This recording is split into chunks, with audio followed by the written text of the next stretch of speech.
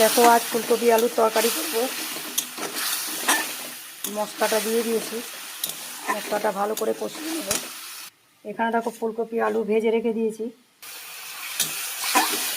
মশলাটা তেল ছেড়ে দিলেই ফুলকপি আলুটা দিয়ে দেবো।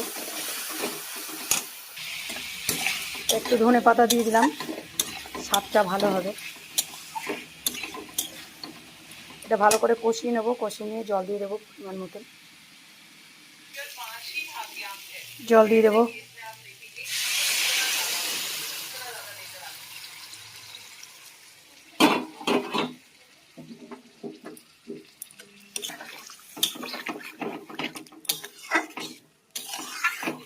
চাপা দিয়ে রাখবো।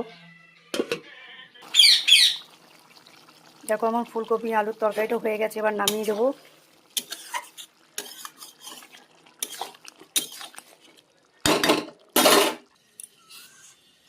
আমার আলু ফুলকপির রেসিপিটা হয়ে গেল। এখানেই ব্লগটা শেষ করলাম। Bye bye.